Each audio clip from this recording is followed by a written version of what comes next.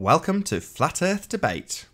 I'm your host, Nathan Oakley, and if you are new to this channel or you have not done so already, be sure to subscribe and hit the bell notification icon to keep up to date with the Flat Earth Debate. If you would like to support this channel, there is a super chat that runs alongside each of these shows while they are live, and a PayPal link in the info box once the video has rendered. But most importantly, if you would like to join the discussion, simply mute the page you are currently watching, then click the link in the info box to join the panel and express your views on the shape of the Earth. There are a couple of rules in the Hangout. Number one, please don't swear. If you do, I'll eject you. And if you are ejected, please don't try to rejoin the stream using sock accounts. You'll be warmly welcomed back on the next stream. If you're watching the show right now, please share the show, as this does increase the audience, of course, but that in turn increases the chances of a more diverse panel. So please share the show. And one last time, if you are new to the channel or you have not done so already, be sure to subscribe and hit the bell notification icon to keep up to date with the Flat Earth Debate. Now, we do have Ali B with us, who's very graciously rejoined after a slight technical issue. Hello again, Ali. How are you doing? How you doing? You all right? Yeah, not too bad. My Wi-Fi cut out, and then that was it. It was game over. It didn't reconnect quick enough, so might as well just start a brand new show and forget the first 5 minutes of the other one. Yeah, I missed them coming in there. It was Hoot, but not the real one. Oh, HootTube. That's the one, yeah. But the fake account. That was quite funny. It was quite relevant. And, there was actually proof to what I was talking about. These people come in and just snipe, but we're just having a conversation. To me, it's irrational behaviour. You know, they might think we're irrational, but I think it's irrational behaviour to spend time on this. You know, to, as I say, do sock accounts and all this kind of. It's kind of, for me anyway, in my head, it's kind of a sign of instability. You know, there's something definitely not psychologically, there's something not right going on there. You know, for example, I'll talk about this anyway. For example, I was listening to that Discord last night, and they happened to start talking about Dell. He done a hangout last night, so what I done, I flicked across to it, and these people, they were sat there plotting away, quite the thing, making up funny voices, you know, putting a lot of effort into this just to get, just to wind Dale up. And I thought, I'm sitting there thinking, oh my God, man, do you know what's wrong? There's definitely something wrong when you start putting on funny voices just for the sole purpose of going into, you know, just to wind someone up. And these are, well, you know, they're in their 30s, these people, right? I think, you know, and for me, or mid-20s, I mean, when I was that age, I certainly wasn't spending my time on hour after hour after hour after hour on the internet, just trolling people with an idea, or they want a discussion about it, you know, that kind of thing. It just seems to me irrational behaviour. You know, we're not causing any harm, I don't believe. So, I don't know. Wrecking the paradigm of the elites and their programming and their deception. I think we are causing trouble. Well, yeah, but the thing is that, yeah, but not to these people's lives. So, you know, like, I don't know, these trolls, we're having no impact whatsoever, because this is a different world, and on the internet, it's kind of it'll only escape if they take it out there, kind of thing. You know, in their reality, it'll only escape if they mention it to other people. Otherwise, it's like internal. It's like, so it's not. I don't know. It's like, you know, we're insulting their favourite pop stars, or it's a belief, or it's like they can't understand it. It is actually a cult or a belief that they've got with that, just because the way that they're acting towards it. You could liken it to, for example, Scientology. If you ever look at any documentaries about Scientology, the person that investigates it usually gets a load of, you know, like I think that Louis Theroux, there was another guy done it in Britain, he done it about 20 years ago, and he was getting followed by them and intimidated and all this kind of thing. And we can accept that that's a cult, and that's kind of cultish behaviour, going about, if you're attacking a certain idea or whatever, it's like these people come out the woodworks, man, and they're creepy. Well, for me, they're creepy anyway. It's I don't know what kind of lives they have or anything like that. It just seems strange behaviour. That was all, that was about my comment on that. So you can probably appreciate why a lot of people go around accusing people of being paid agents, because it seems nonsensical to spend years and years and years trying to sort of go along with the mainstream narrative. It's like, if you accept the mainstream narrative, just get on with your life. What's the point in continually saying that we're disinformation agents? In other words, accusing us of being agents, putting that into the minds of the people. And ultimately speaking, people like me, I did this a couple of years, 3 years ago. You start looking at these people and going, well, they must be paid to do this. Why else would they be here? Right. Well, yeah, right. Well, that's a good point you're making. But I think it's like, this is my idea, right? Because I've been accused of being an agent, right? Because I've got certain ideas, right? I've been accused of that. There's a load of people in the flat earth think I'm an agent, or I'm a character or an actor or whatever, right? But I'm not. I was actually talking to my friend about it. Because when I talk about the dodo or the Isle of Man, I just tell him everything, and we just had a good laugh. And he actually encouraged me. He said, "Well, you should start, acting, like in that kind of way with it." But anyway, I was like, I can't pretend to be something I'm not. But anyway, so now these people have got it wrong about me, right? So now that tells me, that puts in that seed of doubt. Well, they're accusing someone else now. They've got it wrong about me. How do I know they haven't got it wrong about them? But still, that I do believe that there is, maybe it only takes one person in a group of 10 people to have influence over that. Now, there's possibly, I could certainly go with the idea, there's possibly maybe a handler, or someone is getting paid, someone's been approached and is getting paid, but the other people are that, as I say, they're good at profiling people. And if you look at the instability of a lot of these ball earthers, you can see how they'd be easy targets, because they don't need a lot to be encouraged about, to do things or get involved in stuff or dox someone, or, these are the types of characters, these are the people they would profile, and these people are quite happy to do it without payment, right? But the person that's doing it could quite possibly be an agent, but I do believe they've got an infiltrator. And that there has to be, it's the way it is. It's the way it is, because it is quite a subject.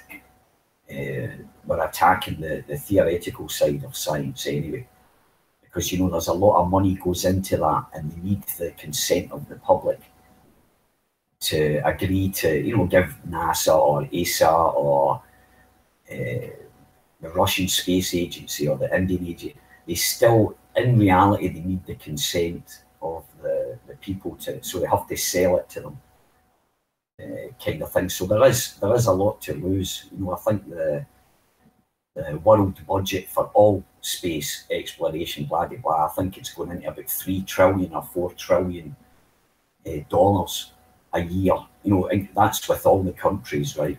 Mm-hmm. Which is quite a lot of money. That's quite a big industry, and someone's making a profit off of that money.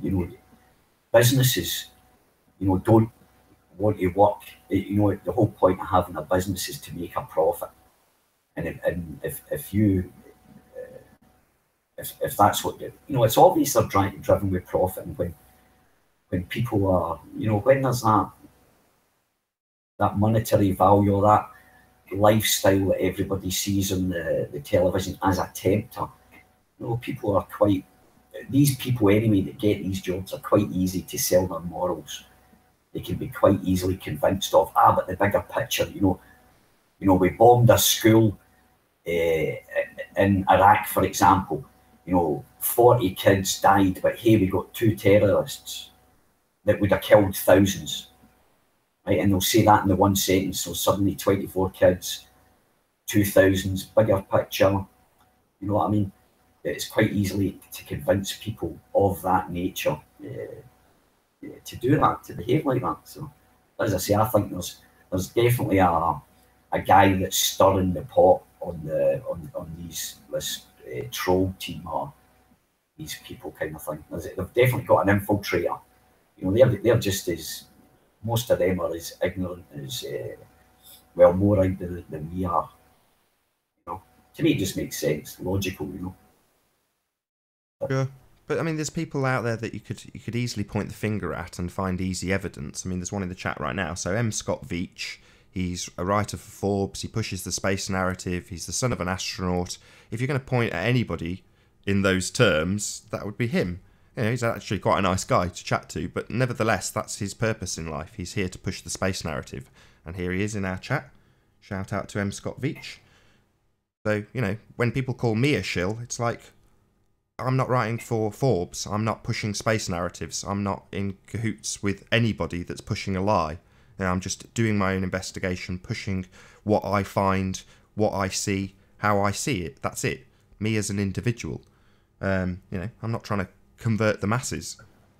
More than happy to discuss and debate. Someone like that, they're pushing a narrative. They've got their dogma. But, does anybody point the finger at him? Presumably not. Well, that's it, and it was quite funny. There's a guy there. Who's that? Well, who's that guy that says he's a physicist? Paul someone, I think it is. Paul Voigt. That's it, right? The Australian guy. The minute he came on the scene, said he's got he's a physicist. It was like on their side. It was like, just accepted. Yeah, that's it. Didn't need to show anything. Just he's quite happy. Yet they're demanding, that their want of evidence is unbalanced, shall we say? If that was, like someone on our side that said they would demand to see the papers, and most of us would be quite happy to show them. I'm quite open about who I am. I make sure I don't see. Because you'll get asked about it, so you're as well being truthful about, who we are, what we work at. Like yourself, everybody knows what you do for a living. People know what I do for a living. I think on the flat earth, we're a bit more, we have to be a bit more open. And these, there's absolutely no proof at all in this. Paul Voigt's a physicist. And nobody's asked him. And nobody asked on that side, nobody asked to see any proof. Anthony, he asked him, apparently he sent a letter to the St. Bees and said, okay, send me the email, send me the guy's name and I'll phone him up. Anything happen? Not at all, man. And I've even heard people, that was a nice one you done with the email. I don't think anybody's seen that email on either side. And these are normal questions, is it? Isn't it? It's quite reasonable to, okay, you said it's 150, let's see it, and why would you not show it, and then we can move on from that. But, it's like, they just clutch at straws. They'll take any bit of information, and that'll be that's done, oh, he's a physicist, so that means it's true, and they won't even look into it on anything sort of lacking. Anyway, how's the Isle of Man getting on? That's what I want to know about. It's very contentious. Where are you with that? Well, this is like I said. I don't know if this made it on this stream or on the one that won't ever get published because I had a Wi-Fi problem. But thanks to the Rumpus, he's thrown a spanner in the works, so now it's contentious amongst ourselves. We're looking at it in fine detail again. It's like a continual pulling apart and putting back together of the same thing. The only difference being this time, in my opinion, it's been put together in a way that's undebunkable. It can now be presented, and Chris is happy to put his stamp next to this now. He'd be, so long as we're all in agreement, he'll publish it. That's the bottom line. So it's not going to get published if we can't come to a consensus for obvious reasons, but providing we can all come to a consensus, the guy who's put the model together and scaled it is happy to say, yes, this is correct. So it's we're in a position where once we do move forward, what we will move forward with, if we move forward, providing we move forward, it'll be a flat Earth model. So in essence, up until now, what we've presented is heliocentric debunking. So Chris shows his model and says this is a sphere. This is how it should work and what we should see, or should not in the case of the Isle of Man, and shows how it fails. So every model that's been presented thus far has been a failed globe model. And when we're asked quite explicitly, where's your model? We say, we haven't got one. And that's been the truth. We haven't. Until, well, I don't want to say until now, because it's not necessarily the case. None of this has been published. We've not made any concessions. We've not done anything in regards to this. But it becomes a whole lot stronger in that regard if you can actually present an alternative. So I said this yesterday, the current narrative is such that, yes, the stuff is geometrically impossible to be seen on a globe. It isn't there, that's a fact. However, there is a band-aid explanation. No, let's not put any derogatory terms on it. There is a acceptable explanation by the globe side, which is refraction. Now, whether or not you are willing to accept that, regardless of how I paraphrase it and ridicule it, that is the explanation, and you can accept that if you choose to. Many of the people in the chat now will accept it, wholeheartedly, with an understanding of what it means, and just accept that they can't see the stuff, but the light's being bent to bring it back. But bottom line, it ain't there, but we can see it, and that's fine as far as the globe heads who accept this narrative are concerned. We can just ridicule that and say that's just nonsense, slightly looming non-standard refraction hyena holograms, but that doesn't actually debunk it. We just have an alternative. The alternative would be to say that we see the stuff because it's there, but we've never modelled it. We've never actually shown that to be the case in a flat Earth model, mainly because from Chris's perspective, it's a lot more risky. It's very easy it's a considerable easier task to show something that is inherently so flawed as the globe failing. In fact, it's a bit of a doddle. But to show accurately how it does work is a totally different ball game, because you've got to be absolutely certain that there's no holes in it. It has to have been pulled apart and put back together in the way it has been. You couldn't move forward without knowing, and it got called peer review. It's not really peer review. It's review by our peers, but in the technical terms, it's not peer review. But technically speaking, once that model gets zipped up with the title Flat Earth Model of Isle of Man, that's a flat Earth model showing how it does work as opposed to how it fails. And if it's a lot more acceptable to general Joe Blogs public, that's where you win. So your model fails, you can't see this stuff. Yeah, you've got an explanation, but here's our model, it succeeds and there's no explanations required. That's very powerful. Yeah, absolutely. Absolutely. It's like, and isn't it just so... See, I was thinking about this refraction thing, but even it's hidden, but I was saying... I was thinking it's very convenient, because it does explain quite a lot, right? It's like very convenient. It's the same as what do you call it? Right, this thing about geodesy, right, or geodesy, whatever you want to call it. That when the land's surveyed, right, it's surveyed in so maybe 100-meter max stretches, because of there's what do you call it, tolerance or a error margin, if you want to call it, plus or minus half a centimetre over 100 metres or something when you're doing, or 5 mil over 100 metres or something, there's an error margin. Now what they do is they measure, when they're surveying, they measure it on the horizontal. Right? And once they've measured it on the horizontal, they've done all their maths, then they add, especially if it's for long, projects, if they want to put it onto a sphere, they'll add the mathematics afterwards. So what they're basically doing is drawing straight lines horizontal, and then what they're doing is they're taking that information and they're putting it onto spherical, a sphere, actually on a sphere. So the information that they're taking, the same as what satellites do. Satellites take the information as given flat plane, right?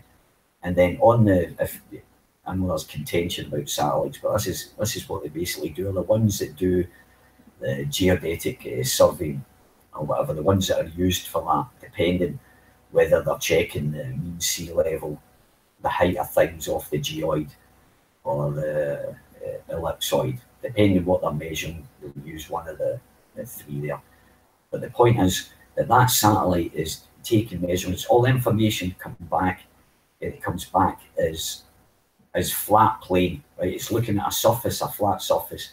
It's taking that information, and then it processes with an equation or a program inside the satellite, and they'll convert that to spherical details, whether it be on a geoid or whatever, and then that information is then transmitted down to the ground station, and that information will come in the spherical already on a ball. So the guy that's looking at that information will say, all right, it's already done. He doesn't have to do the mathematics or add the program, because it's already done on site in the satellite, right? That's circling up above us. And then the guy on the ground, the land surveyor guy, he measures in the horizontal, takes into account, give or take, 5 mil tolerance or whatever it is, over 100 meters, I think. And it's all straight lines, and it's all on a flat plane. And once they've done that, then they add the curvature, and it's a mathematical equation. So when they turn into curvature, no matter what they do, it's still going to work. You know what I mean? They'll still, when they go to the 100 meters away, that's on a flat, that's on a plane. So the curvature is added on after, not before. It's added after. Sure. As I say, so there's the none to gathering account data for. is done on a flat plane. That's exactly it. There's none to account for. So you can't be accounting for something that isn't there before you build something. You've got to survey what's actually there, and what they actually survey is a flat plane. Yeah, that's exactly what I'm saying. And then they add the curvature for if the likes that. I mean, the Google Maps say that they're plus or minus 30 meters difference. That just tells you how accurate, because that's still satellite data. People have to understand that's still satellite data, and that's done in a resolution. Because if you imagine, like, say a satellite, and then imagine it on a globe, there's like a beam, a torch beam. It's got a certain spread, right? It's got a hot spot where it's gathered information, and as I say, is if you shine a torch on a wall, you'll notice it'll have a hot spot, then it gets dimmer and dimmer and dimmer. Well, that's exactly what happens with the radio waves that the satellite bounces off or takes the heights, right, when it surveys the ground. So the information it's got an accuracy on the hot spot is higher than the width. So it could be, for example, the hot spot could be maybe 50 kilometers in circumference, but the actual width of the beam that it's taken, the beam that's coming out, could be maybe 100 kilometers in circumference, and the information, there's a higher error margin as it goes out to the other to where the signals are, shall we say, in light, the dimmest. Right? But it's still taken as a flat plane, so it's just like a torch surveying a flat plane. If you had a square and shone the torch in the top left-hand corner and then tracked it left to right, right to left, that's exactly what you're doing. You'll still see hot spots, and that's how they do the surveying. But the information that they take in is off a flat plane, and they add the sphericity afterwards. So that's how they do it. So we don't have to take it. So if they can do that and put it onto a ball, of course they can put it back onto a flat plane, because that's its origins, its mathematical origins derive from planar geometry. Right? So if it can go one way, if it can go forward, it can go back. So when they say, oh, you can't put a spherical coordinates onto a flat plane, no, sorry, you can, because that's where it comes from, and that's where the information or the data that they take comes from. You know, so it just sounds stupid when they talk about that, and nobody really seems to get it.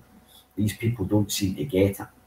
That actually the information comes from a flat plane that measures. Same as this land surveyor, everything, man, they're measuring horizontal lines and heights off the horizontal, not off the centre of gravity.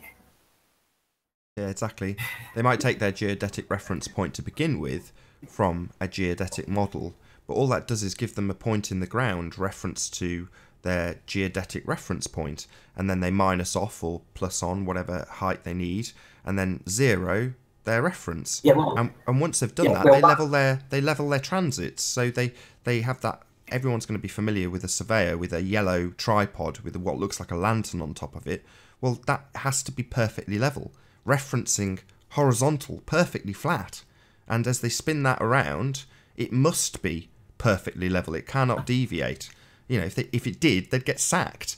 But basically, their sole purpose is to do exactly as you've described, reference the horizontal and reference the height versus that horizontal reference point, which is completely flat. Yeah, well, exactly. If for example, Nathan, right? See, have you ever seen them? What do you call it?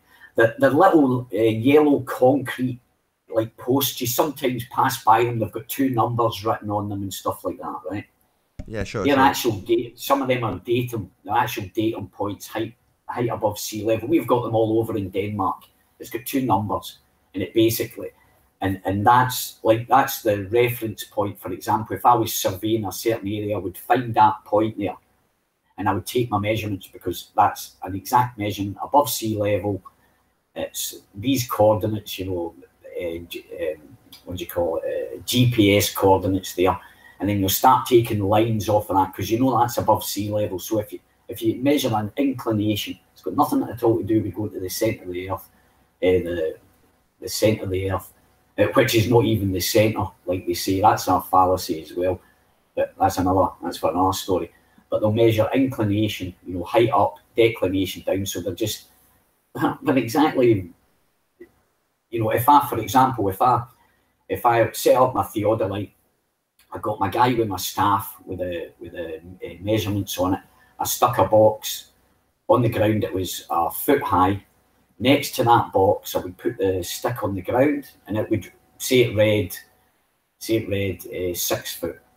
Right now, to find the height of that box, when I put the stick on top of the box in the theodolite, that number will go down by a certain amount, and then you add that on, and then you find out the height of that.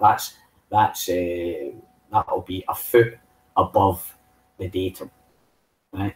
That'll be a foot above the datum, and that'll give you your, your height. So that's basically what you're doing. So I could then another 75 meters away, I put a box that was 2 meters, right? So now I know one's 100 meters. It's it's a foot higher there, and then I'll measure there from a foot higher over to the next, and if that's 2 foot higher, I know this is a foot higher than the datum that I'm on, so that other one sits at 2 feet, if you know what I mean. And that's all they do, and they'll just go along the flat plane. That's how you get your inclination, declination. It's off your actual datum.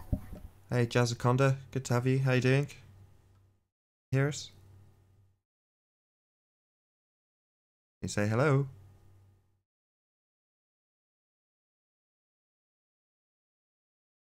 Still with us, Ali, or have you been sniped already?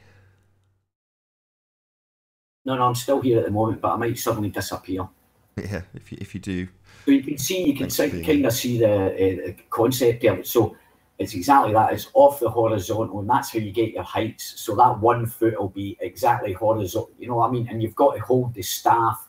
When you hold the staff, what you do is, if you're not using the laser level, if you're using a dumpy or the theodolite that you've centered, right, you get the guy. So the guy will look through the theodolite and he'll see the markings on the staff. And the guy that's holding the staff will push the staff forward and backward and forward and backward. And what happens is that the guy with the theodolite, if you pull it back, you'll see the number go down. You push it forward, you'll see it go up. And he'll find the medium where the middle place, and that'll be the exact height between the two. So the guy holding the staff with the numbers on it. He'll put it forward, maybe stretch his arm forward a wee bit backward, not too much, maybe an inch or 2 inches forward, so that when the guy's looking at it, that number's moving up and down, and then he'll find his exact height, as I say. So they're actually measuring off the horizontal, always horizontal, never mind to the geoid or whatever, that gets added later on. And the thing is, if you're doing a building over 100 metres, sure enough, the error margin, your whatever, half a centimetre, it can kind of correlate to the curvature you might experience. So it just kind of cancels itself out. You know what I mean? So it's like, it's quite an interesting little trick that they've got with that error margin, is they can hide the curvature inside that error margin. So they could add the curvature, no problems, man. Absolutely no problems whatsoever. You know what I mean? And so they could make it into a sphere, but it's not actually curving, just because there's an actual optical, just because of the refraction in the lens. Because you've got to remember, if I'm looking through a lens, right, the light's refracting off the lens, but it's also refracting off my eye as well. So you're getting two. So, but as I say, it's just maybe I'm waffling a bit. No. What you're saying, it makes perfect sense. And you know, if you just consider that, if you looked across a city, you would know that every single part of that city had been built on a level transit. So every time they've surveyed it and built on it, they're building to a level plane every single time. And you can see cities that cross, you know, massive expanses.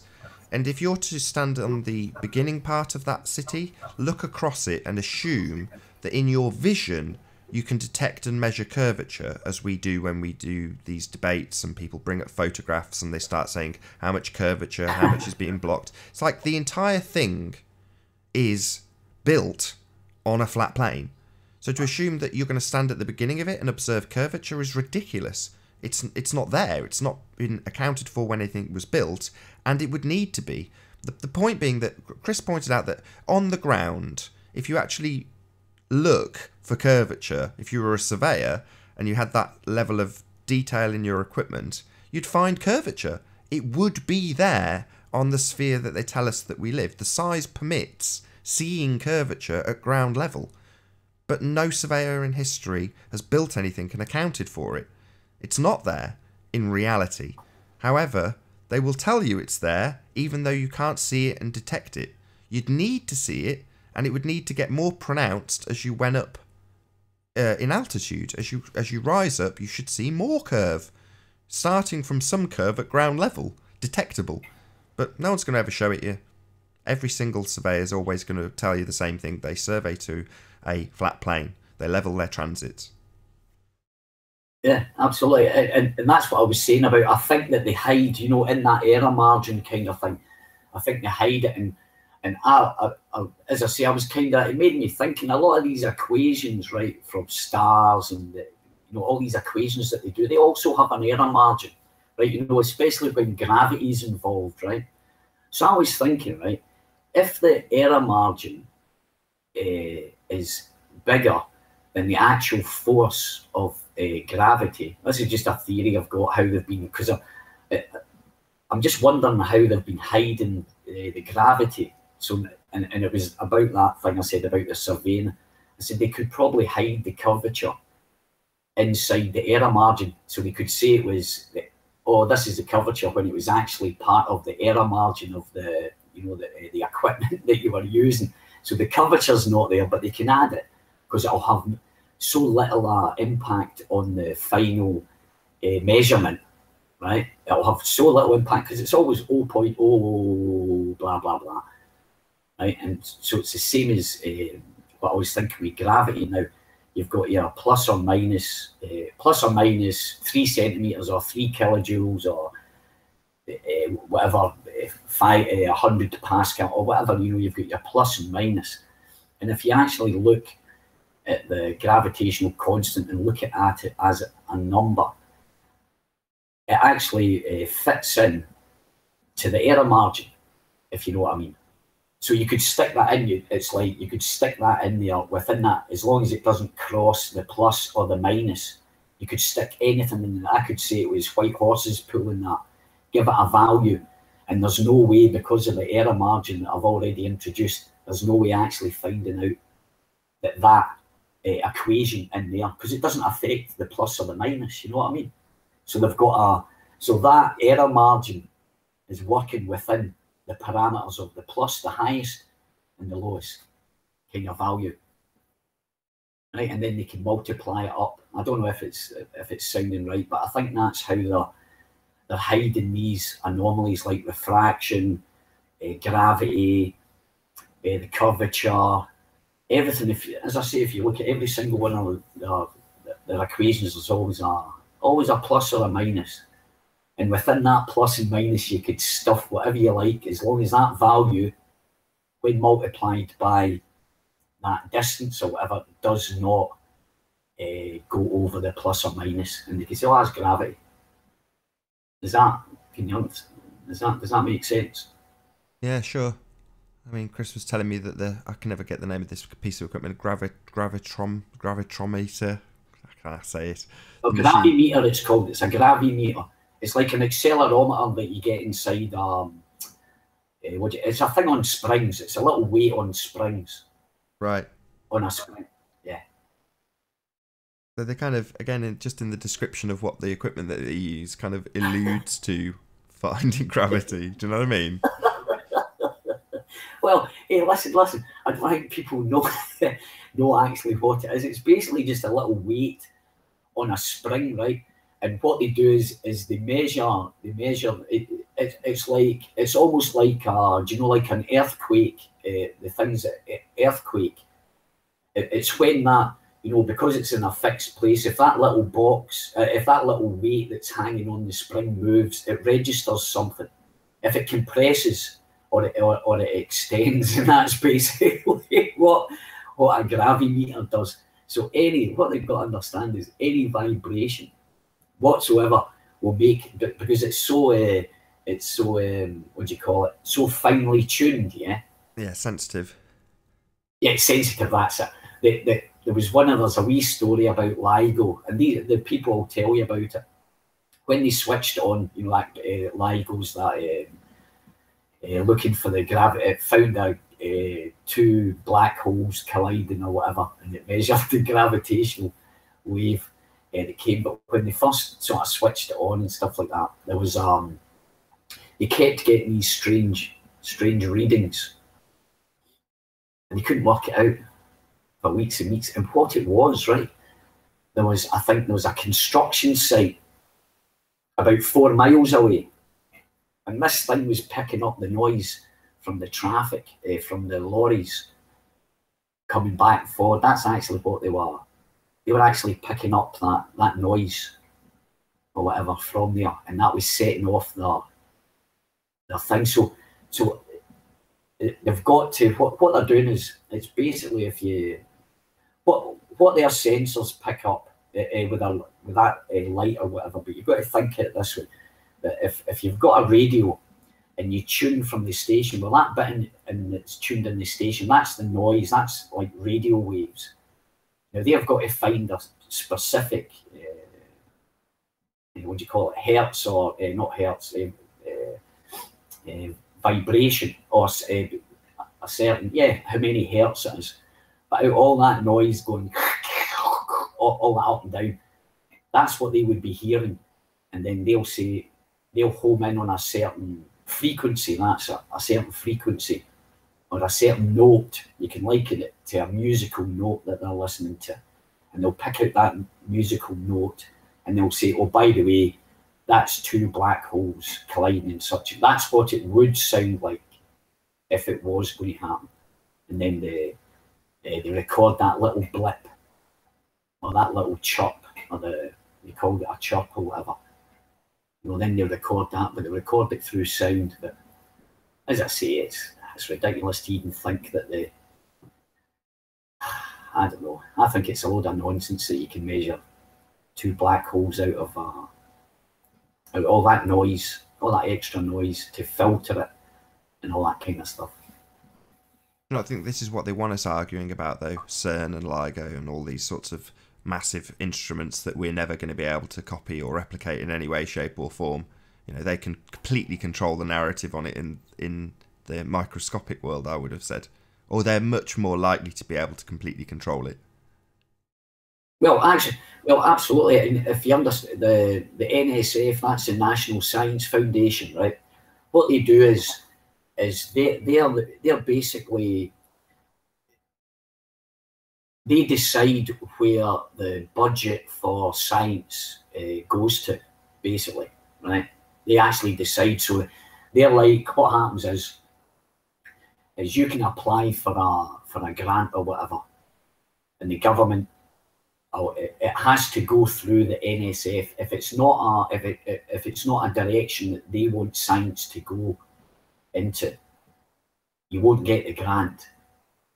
Right, so at the moment, the big thing is gravitational waves. They're actually going for this simulation theory as well, and that's I just hold my, you know, when, yeah, well, this simulation theory. I mean, there's some flat earthers that are going for this as well. But as I say, I don't believe maths describes nature, so you need maths to come up with that simulation theory to show it. It's the same old hogwash.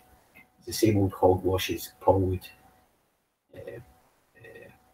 say. They've been punting it for ages. They've been slowly ramping up the propaganda in regards to simulation theory for decades. You know, it's been around for a long time. Oh, it has, hasn't it? The holographic universe, hasn't it? You know, I can remember it years ago. Yeah, same applies to things like the Matrix. I actually looked into it, and I thought, oh, that's fascinating. You know, wasted time trying to get my head around it. You know, years and years ago, as I say, before flat earth or conspiracy theories, I've always liked my science. You know, when you made a point there, it's been out before. It's been out for many years. You know, 20 years. I think maybe in the 80s or the early 90s. Would that be? Maybe. You know, I mean, the first time I saw it was in the, I think it was probably 2006 was the first time I read about it, and it was in the New Scientist. And again, they didn't profess that it was anything new, but I think it was, in that article, it was based on Moore's law, so they sort of extrapolated out the exponential increase in processing power, you know, double the power and half the cost every couple of years, or whatever the formula is, but that extrapolates out to us already being in a simulation. Ah, right, okay. All right. Well, that's what. So now with the NSF, right? So they actually decide where this budget, where they actually did it. So they're actually directing. You know, it's not like a free for all out there. You know, oh, I want to. I've got an idea for electricity, and this will,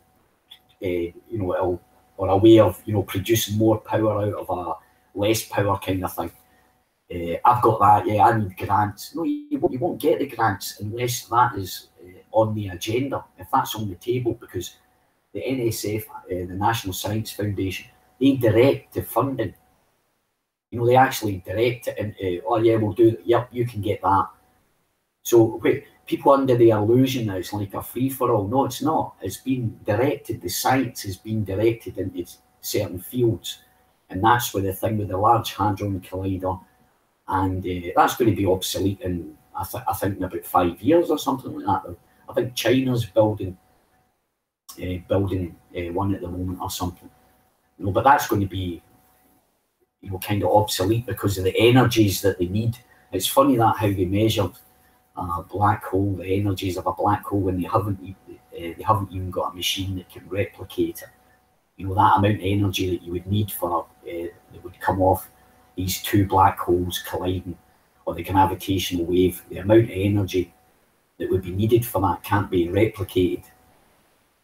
You know, so like straight away, right, if it can't be replicated, we can't test it. The only way they can test it is by putting it into a model and then into a computer. Oh, it works. Oh, right, that was their observation. Right, that was their test. Their test was done with a mathematical equation. I've had the proof come up on the screen. You know, job done. There we go, we've proved it. But just on the boundaries of it's it's like it's on the boundaries of their knowledge. They're making a program, an observation on the boundaries. So that's restricted. The information you're going to get off that model or that program will be restricted by the knowledge of the person that's putting in the data into that. And and as I say, there's and that's their scientific observation. It's just looking at a screen. They'll observe something happening or hear a noise. They'll say, "Oh, that's that." Right, right. So we're going to say it's this. They'll write a program for it. They'll pump in the numbers, and if it doesn't work first time, they'll say, "All right, we'll change that." And they'll just change values, and bingo, they've got it working. There you are. That's what it is. You mean to say that when we see the dots and lines on the monitors at CERN, that isn't really what it looks like or sounds like? I'm amazed. Yeah. Well, that's what I'm saying. It's like there was a great program. It was at what was it? It was in the 70s. That guy. Do you remember a guy called, I think it Richard Burke or something like that? Or was it Horizon? Well, there's a great one. He's got. It's called Connections. He does this series. You can get it on the internet, and it's like about 20 episodes, and he covers everything. Yeah, I'm sure I've seen these. I'm sure I've seen them. There's loads of people that lift bits of it out, right, and use them in little flat Earth examples. Right. Well, it's called Connections. It's called, Google it, Richard Burke Connections. You can get it in the whole series. It's quite a big file. I don't know how many gigs it is. It's quite a big file. I've got it down there. But I'm saying there was one time he actually went into what were they looking at? A star or something. They were sat inside an observatory, right? And you could see the monitors behind, and he's talking to this astrophysicist or whatever. And then suddenly a little blip comes up, and it was the old style graph paper, with the pen on it. So you could see that kind of old fashioned thing going. And every time there was a sound, it would go, it would draw a peak or whatever. And as they were talking, right, this little peak came up, and the astrophysicist straight away turned around and said, "Oh, that's such and such."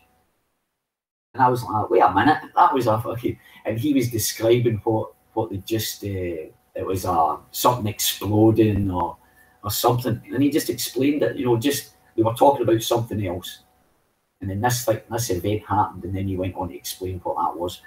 I thought, what, just off a line, a peak drawn on a bit of graph paper. Man, he should have just written the word "wow" next to it. It'd have got a lot more press. Yeah. But that's what I'm saying, and it's and when you look at this, when you're looking at this from the outside, anything like when you hear some of these ball earthers talking, you can tell they haven't done their research. They're just repeating, right? Because there's two different sciences, right? There's the mainstream that the newspapers propagate, or the television propagates, and then there's the actual real science. That's when you see them giving lectures and stuff like that. And if you take it from the mainstream, all science agrees.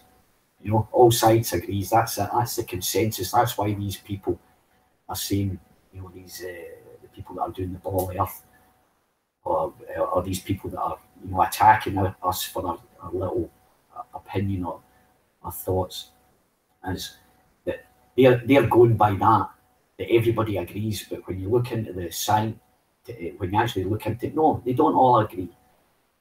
They don't. It's not done and dusted. Clapping hands like that. Neil deGrasse Tyson was stupid with a microphone. That proof. Imagine using that as proof for gravity, dropping a microphone. I mean, that's a scientist, man. How old is this guy? What is he? Is he 7, 8-year-old or something? He's not that old. Yeah, but it's like triggered. These people are triggered. Yeah, well, you summed it up at the beginning. You didn't really say it, but you almost said it, which is that you're attacking their religion. The comparison for me, sorry, any Christians in the audience, but the extremist Christians do go on the rampage if you in any way attack their belief and try and pull it apart. And the heliocentric believers are no different. They react in the same way. And it's because you're attacking their faith, their belief. And when you point out to them that it's a faith or a belief, they don't like that either. No, it's not. It's a theory, it's fact, whatever. You know, they've got a whole string of words that they can throw back at you to tell you that a belief is not a belief, and it is. But no one wants to hear that. You know, it gets people angry. Yeah, well, they're changing. You know, it's like there's different vocabulary. That's what I'm saying about it. It's so stupid when it's like, if you say a word, for example, and I turn around and say, "Oh, that doesn't mean that." Well, I obviously know what you are meaning in the first place. You understand? So I'm just basically picking on your grammar. It's not that I didn't understand what you meant. And that's what they do. That's their tactic.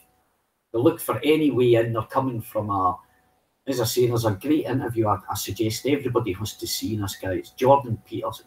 Jordan Peterson, he was interviewed by a woman called Kathy Newman on Channel 4.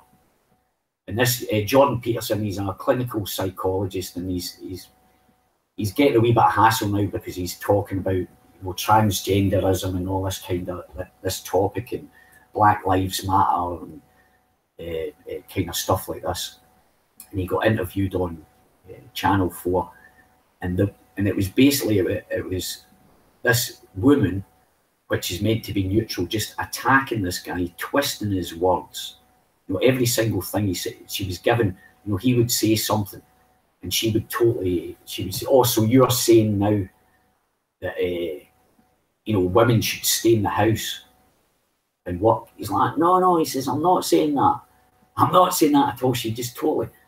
And so I sort of listened to that interview. I thought, my God, man, that was like listening to a ball earther, like totally twisting this guy's. But fair play to him, he done very, very well. But he actually done a follow-up on this guy, and he explained the psychology behind what this woman actually. Oh, hello. Hello. Can you tell us how you say your name? I don't want to butcher it. Maia? Have I got that right? Am I saying that correctly?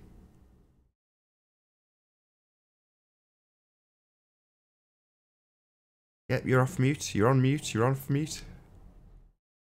Can you say a quick hello?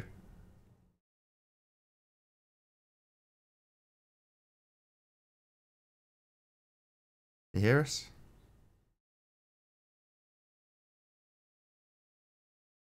Okay.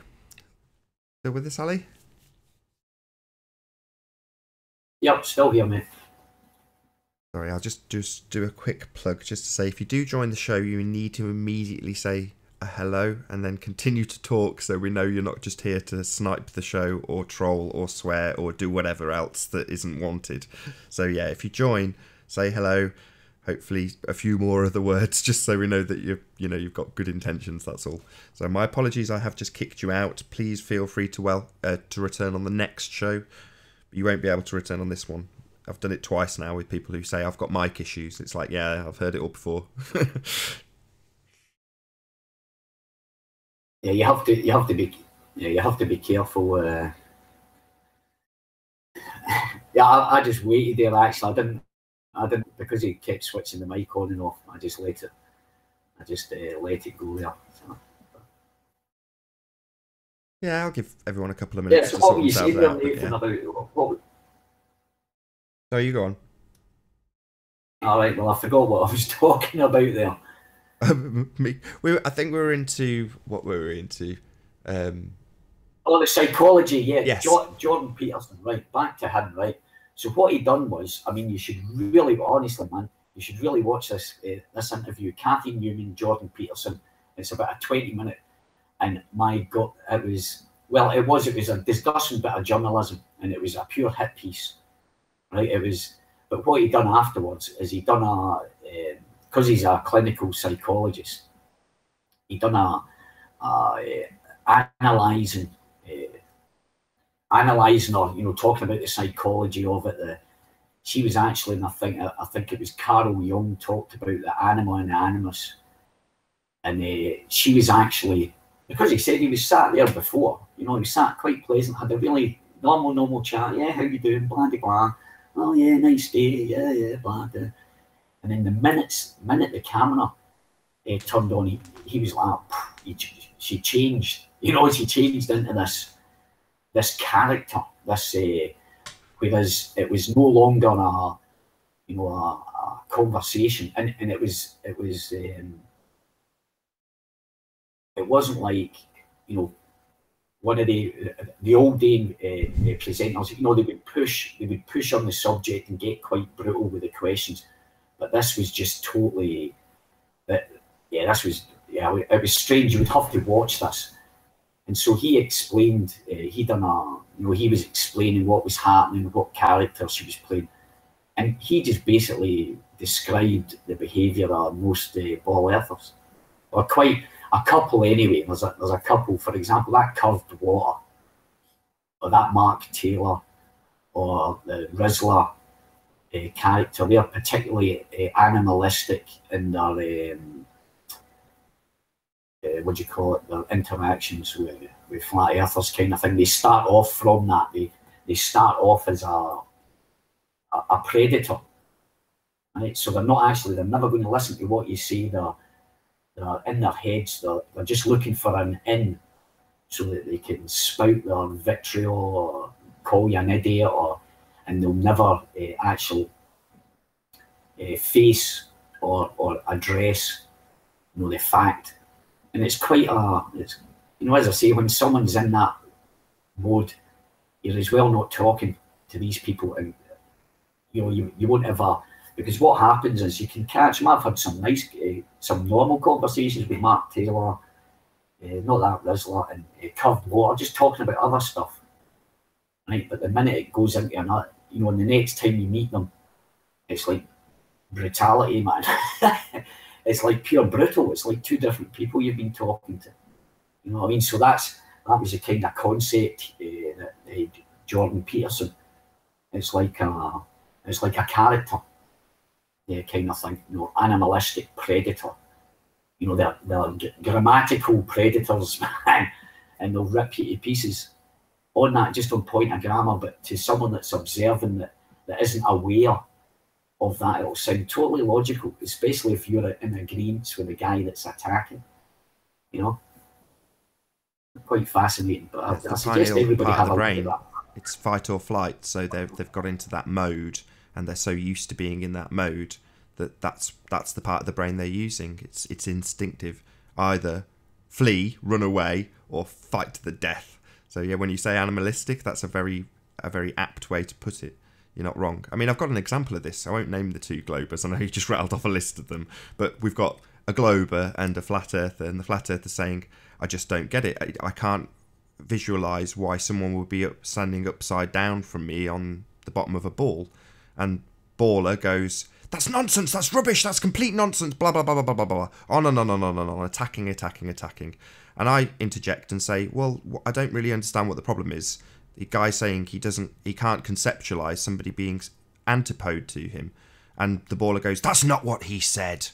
It's like, oh, so literally you're just attacking him on semantics, like vehemently attacking him just because he hasn't got the phraseology correct. Yeah, well, that's it, Nathan, and that's the kind of mentality we're dealing with. We can choose. I mean, that problem with Spurs' problem with the ISS, I'm still not 100% convinced. It can be seen from left to right. Well, actually, before you went on to you and Chris, and you know, you done that little live thing explaining to Spurs about it, I'd already said that, already worked that out, because that was after my thing. I couldn't get it. But I've eventually seen it now. It's just to do it. There's still something that's not right about it, but I'm not going to say anything about it until. But it can be seen going from across from left to right. But I had to find out for myself. As simple as that. You know, and if I'm wrong, I'll admit I'm wrong. But at the moment, I I have to recorded that for convince a reason, myself because 100%. I kind of wanted to show the process that Chris goes through, because he's, you know, he spends huge amounts of hours doing these sorts of things, and most of it most people never get to see. You know, he gets to present an end result occasionally, but the sort of time and effort that he puts into modelling this stuff and figuring it out, and you know, it's fun to watch. So recording it meant that people see what he's doing to model it, and you can see the stages you go through. So you go, oh right, so it can traverse the other way. But hang on, we're looking through the backside of the globe halfway through the month now. You know, it's that kind of process of elimination of what can be done.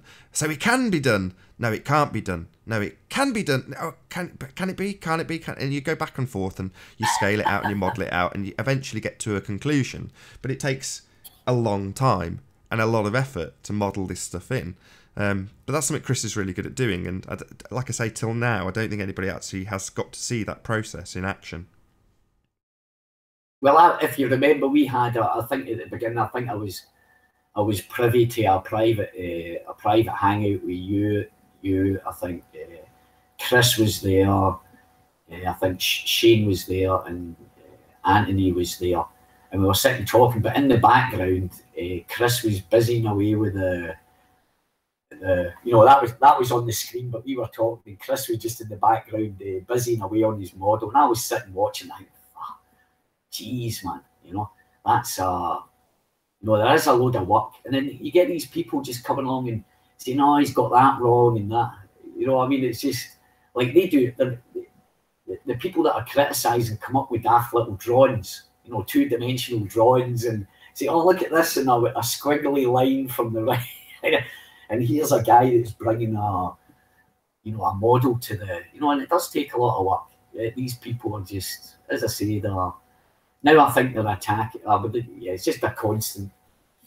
You know, You're not wrong. I mean, I'll give that a bit more wordy explanation. So what you're describing is an orthographic view, a side-on view. So the picture that Anthony ends up with taking becomes an orthographic view. So that's what people have been scaling against. Peak Finder would be the perfect example. It's an orthographic view of what the peak should look like from your position, right? Well, the problem is that as you try and scale through an orthographic view, you can get it to line up in various different ways, but it doesn't necessarily mean that it'll work in a 3-dimensional view. And that's what Chris is doing. So yes, he can draw his conclusions and say, well, yes, this matches and it scales in the orthographic world and looks about right. But it doesn't scale perfectly, and that's where he's been up until now. I mean, this was the bit that, you know, this is why we're both, me and Chris, tipping our hat to Rumpus. It's because while he gave a 3-hour hangout with all sorts of explanations for why we could see curvature, we can't. We've already demonstrated that. The globe model still failed completely, but he gave us one particular detail that we had missed, and it completely changed the scale. And by doing so, Chris was able to say this works perfectly. And by work perfectly, I mean you can put it into any view you like. You can put it into an orthographic view, top-down view, bird's eye view. You know, you can look at it from an angle. You can look at it from anything. You can move the picture back and forth through the 3-dimensional view and watch the peaks line up and pass through the picture. You know, it's an amazing model, but it's correct. It's only amazing because it absolutely perfectly matches reality without any excuses being needed to make for it. None. You know, up until now, we're like, well, this bit's more refracted than that bit, and that bit's further away than this bit. And it's like you can hear in what we're debating that it's the scale that's being debated about. They're saying it's this, we're saying it's that, and it goes back and forth, back and forth, back and forth, back and forth. But eventually, if you've got someone like Chris on your side, who's got the tools and the skill to model it 3-dimensionally and just trial and error until he gets it absolutely correct, you end up at a perfect scale. And that's what we've got. This is what I'm saying will be, in time, presented as a working alternative model to the failed globe model, which has already been demonstrated. You know, nothing's going to change in that regard. From the point of view of the Isle of Man, as I say, or as I've thought, you know, if that gets nailed down, and you can do other bits, you know, look at other bits, other photographs, and plot that out, and then it's like, as I say, but it's good. It's good that we're. You know, it just goes to show that nobody in the little group there that you've got is nobody's just going, oh yeah, you know, it's good that they say no, I don't agree with that, and there's some criticism there, so that it's going to get pinned down, and it will. You guys will pin it down. It's that close, and it's probably a good thing you've got another week to do it. I mean, absolutely no rush whatsoever. I'm not going to be pressured. This is kind of a hobby. You know what I mean? Don't get me wrong. Hit that super chat and all that kind of stuff. But by the same token, this isn't my job. This is a hobby. So in terms of having any pressure or stress come from it, nah, no way. That's not going to be the case. This is for entertainment purposes. I'm a YouTuber, so when it becomes stressful, it's like, no, this is reality. This is the real world we live in. And since becoming a flat earther, life has been considerably less stressful. So I'm not going to inject it just because people feel that they can foist it upon you. It's like, no, just take this stuff in your stride. Life's too short. Enjoy life. Take out the fun parts of it. Don't focus on the stressful bits. Occasionally, stress is necessary to make progress. But I've been doing the debate show for a few months now. Couple of hours a day minimum, and if you want to call this stressful, I don't find it stressful particularly. It's very, very entertaining to me because I'm resigned to the facts. The earth is in fact flat, and nothing's going to change that. It's always been flat. So to debate about it, what other purpose is there other than to keep people entertained? Along the way, there may be people who are watching this that aren't convinced and become convinced, but that really doesn't affect me in any way. Honestly, it doesn't. I already know that's the fact. That's not going to change my opinion in that regard. Call me a dogmatist if you will, but the Earth is obviously and observably flat, and no one's going to change the way we survey it. No one's going to change the way we assess the land or what we see or what we photograph. And all these things point to one thing. You can tell back about the celestial poles all you like. It doesn't matter. The ground beneath my feet's got to be curved if we're going to be on a ball, and it isn't. So from my point of view, I'm quite relaxed about all of this. There's a lot of people who spew their vitriol. They're the ones that are stressed about it, not me. And on the most part, they're the globe heads. It's not the flat earthers. Yeah, well, I find it funny, right? Because you get accused of being triggered in that. Do you know what it reminds me when you're doing that? It just reminds me of a very stern father talking to a child. You know what I mean? And it's like, it's nothing to do with being triggered or anything like that. It's the only way that these people understand, that you can actually talk to them. You're firm, like a controlled trigger. If you know what I mean? But they keep thinking that you're inside emotionally, you're raging kind of thing. But you can actually talk. No, it's like this, and this. And inside your head, when you talk like that, it's not that you're angry or anything like that. It's you've resigned yourself to the fact that you have to talk to them as if they're a child, but with a bit of sternness in your voice. So every time, and then they totally misconstrue it, because what they do is they're projecting how they would feel if they talked the way that you talked. In their heads, they would have to be angry. That they're triggered, so they're actually relating it to themselves and projecting onto you, saying, "Oh well, the only way that I would talk like that Nathan's talking like is if I was angry, so obviously he's angry." That flawed logic, because they do have flawed logic. That kind of flawed logic. They're kind of projecting how they would seem, or how they think they would feel inside. What their thoughts were when they were talking like you. When it just sounds like a very stern father talking to little children, man, which, mentally, I think they are. Mentally they are. Emotionally, shall we say, I would say they're emotionally retarded people. I think, and they work too much, in my opinion anyway, regarding we think in with two things, reason and emotion. And I think the way that you need to really think is like find that balance. You're going to get sniped, I'm afraid, Ali. Hooch joined. It was fun talking to you, though. Oh. Well, I might still be here, though. Maybe. We'll see. Maybe. That's what I'm saying. They're emotionally retarded. They're thinking with their emotions, and I mean, I mean, the proof is when you start shouting and bawling and calling you all sorts of, the C word and telling you to die, or, inside, that's not a stern father talking to a child. That's a raging machine inside. That's what's happening psychologically. The inside that person's brain, it's firing off at there's rage almost. It's almost down to, and that's uncontrollable.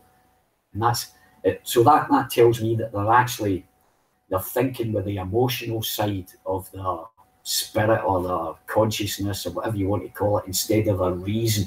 Their reasoning is, for example, is it a good way?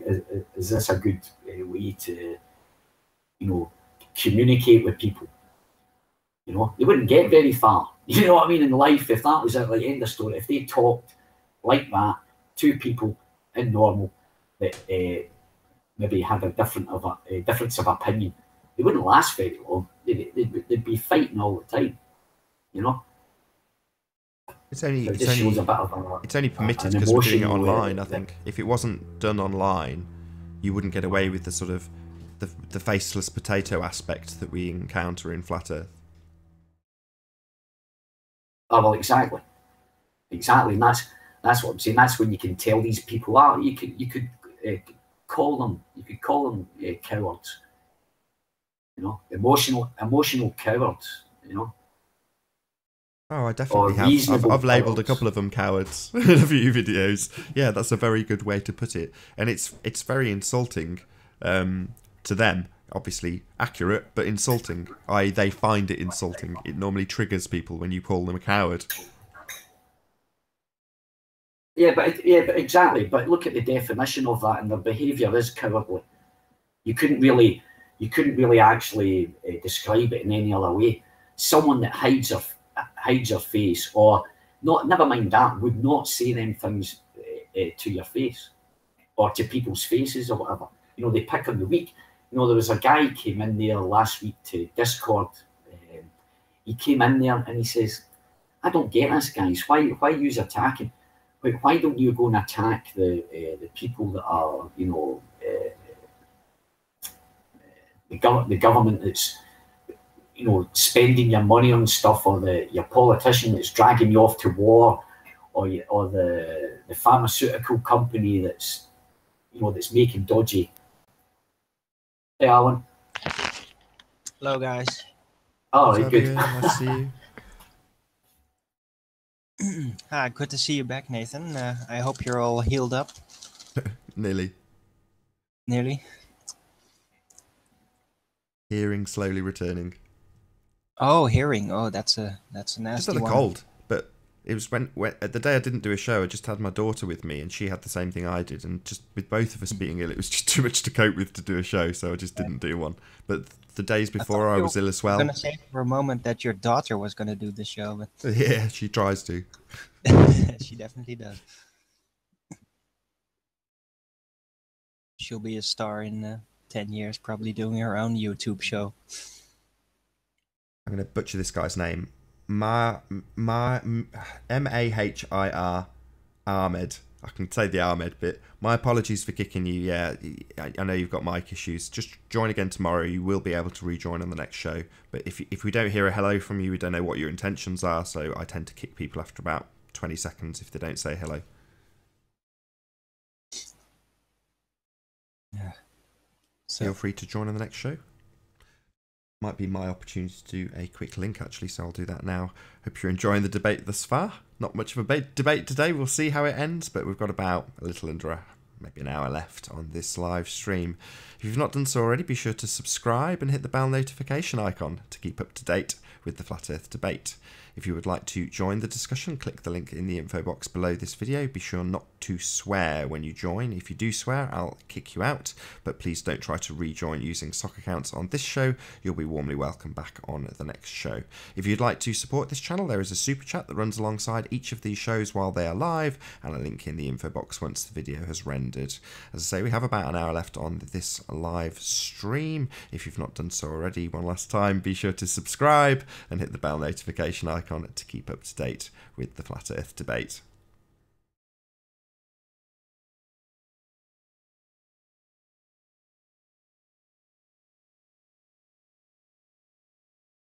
Both graciously on mute. No one's going to be rude enough to talk first. That, or they've both been kicked while I did the link. Either is likely. No, I'm still here. I've been talking for about an hour now, so I was hoping Arwen was going to... Did you hear the praise you got, Arwen? From Sorry? Sneaky Pete was on yesterday. Very, very nice. He wasn't drunk, so he was a really good guest. I mean, really, really good guest. Kept the conversation going. He was a globe proponent. He's on the globe at the moment. But nevertheless, he kept the conversation going very cordially and had a lot of positive things to say about you, including that he wanted to interview you at some stage. So there you go. Just thought I'd pass that on. Wait, who? Who are we talking about? Sneaky Pete. Oh, yeah, Sneaky Pete, yeah. Yeah. Yeah. We arranged that that he would interview me. Well, he's at least a very decent guy, which I can't say for a lot of other globers. So he's going to interview me. I wonder what he's going to bring to the table. I think there's going to be some pretty interesting questions that will bring out the true complexity of vision. Like, where are the edges? Where are the doubting points? Where are you going to doubt which one is the real thing and why? He's kind of a philosophical guy like that. So I really appreciate that about him. And I think it's going to be an interesting interview. So, yeah, When's that looking going to forward be? to that. When's he doing that with you? Sorry? When's he going to do that with you? I have no idea when he's got the time. He's also a truck driver. He has a job and doesn't have all the time in the world like me. Although I don't know for how long that will be on my side as well. But yeah, we'll see. He said last week, like somewhere next week. So who knows? This week, maybe next week. I don't know. Time will tell. Cool. You did an interview with Patricia not so long ago, didn't you? Me? Yeah. I interviewed Patricia. No, I don't she think interviewed so. you. What? Patricia Steer interviewed you. Yes. Yeah. I was gonna say it's like no. I don't. People don't interview Patricia. Patricia interviews people. Oh, I've interviewed Patricia. She was very reluctant to do it, but I talked her into it, and I did interview her once. Oh, you are the king. No, I'm not saying that. There has to be one exception. Yeah. No, she's a very good guest, actually. Still see that interview's still up. Yeah, Patricia is an all-round great gal. Very nice, sportive lady. So, yeah. Well, anyway, I'm always up for interviews, that kind of thing. If people dare approach me. So. Arwen, can I ask you a question? Of course, everybody can always ask me questions. Right, okay then, right. I liked your explanation about why things, your theory on light. I'm basically saying that I think it was a couple of weeks ago, you talked about light and how it travelled, and what you actually done is you actually replicated that. I was talking to a guy, a physicist or a physics degree, and he actually sat down with me and drew out, and it was exactly what you said about the compression of light from the bottom. But I'd like you actually to explain it again why things disappear, and it's not a gotcha, Arwen, because I'm totally on board with it. Oh, you mean you're being very unspecific, mentioning light in general, because light is a pretty bizarre phenomenon by itself. But if you're gonna talk about the holographic globe of the heavens and why they are holographic and where it could be coming from. It was the fact that why things disappear from the bottom. Why that? What's happening to the light that travels, that's coming to arrive from the bottom? You gave an absolutely spot on definition of that. It was a couple of weeks ago, actually, a good few shows ago. From the boat? Sorry. No, from objects. Yes. Why they disappear first over the horizon when you were looking over the water. He explained what was actually happening with the light. Oh, the refraction zone. The refraction zone. That's the one. Right, and you were Yeah. explaining what happened. At the edge of the vision, then the slant happens, and after that, a refraction zone basically bends the light upwards slightly, and that causes a slant, like a corner in the horizon. And from then on, it goes in a straight line. That part, optics. It was. I'm going to find it because it wasn't that. It was the way that you described how it compressed, how the quality of light coming from the bottom of the object was different from the top, and you explained. Well, you actually explained it, but nobody, you were trying to educate ballers on it, and it's probably the most. It correlated with someone that should know about optics. That was his kind of field. You repeated exactly. Yeah, optical physics is a separate science, and any honest optic scientist would just keep the cosmogony out of it and just go with what you can actually see and measure. So yeah, it was just your explanation. I thought it was spot on. I'm going to actually fight. I'll need to go back and look for it. Okay, well, it was quite good to hear that scientists out there agree with me. Oh well, it was because it was exactly near enough to, it was explained. You explained it exactly the same way as I got it explained. Wow, that is pretty remarkable because, to be honest, I never actually read about this anywhere. So yeah, well, that was what even surprised me even more. I was like, fucking well. Oh, sorry, Nathan.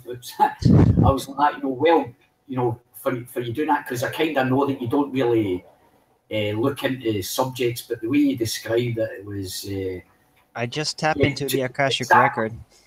Exactly how I got in. The guy kind of specialises in optics, kind of thing, and he described it. And this is months ago. This guy done it, explained it to me, and then here I heard you repeating it.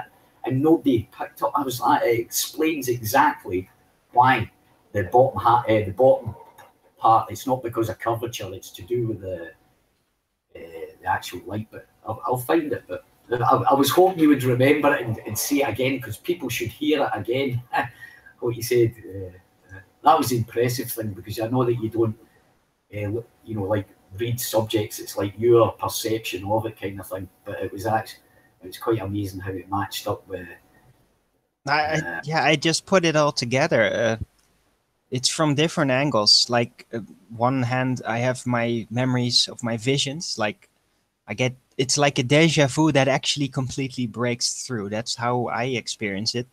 And on the other side, it just makes sense. Once you stumble upon the idea, you can figure it out and it just makes sense. You can just reflect the concept back on all the observations. How you doing, Jibby? Hold on, sorry, Owen. Is that you, Jibby? Probably not. No, it's me. Oh, well, that's a surprise. I was just about to kick you. How you doing, Jibby? Long time no see. Yeah. Good to see you. I'll continue, Arwen. Finish your point. I just wanted to bring something to the table. I don't know if you guys saw it, but I'll let Arwen finish. Hi, Jimmy. How you doing? Good. How's it going? Good.